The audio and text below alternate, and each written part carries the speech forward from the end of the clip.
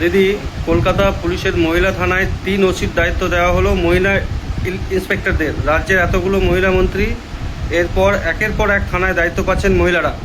পরিবর্তনের সরকার কি নারী সশক্তিকরণের উপর জোর দিচ্ছে? আপনি কি বলবেন? একদমই তাই।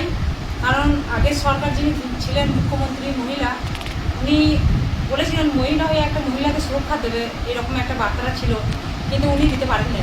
আমাদের সরকার, আমাদের মুখ্যমন্ত্রী, সেটা যবে থেকে ঘোষণা হয়েছে মুখ্যমন্ত্রী, সেই দিন থেকেই আমাদের মহিলাদের সুরক্ষা দেওয়ার উনি ব্যবস্থাপনা করেছেন। প্রত্যেকটা থানায় থানায় মহিলাদের জন্য একটা ক্যাম্প খোলা হয়েছে এবং মহিলাদের জন্য ফ্রি বাস যাতায়াত করেছে এবং মহিলাদের জন্য আরও অনেক কিছু ব্যবস্থাপনা করেছেন।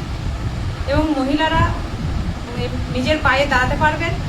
শুধু নিজের পায়ে দাঁড়ানো নয়, নিজের অধিকারটা ফিরে পাওয়ার জন্য মহিলারা নিজের স্বাধীনভাবে চলাফেরা করতে পারবে, তার ব্যবস্থাপনা আমাদের মুখ্যমন্ত্রী ভেবেছেন।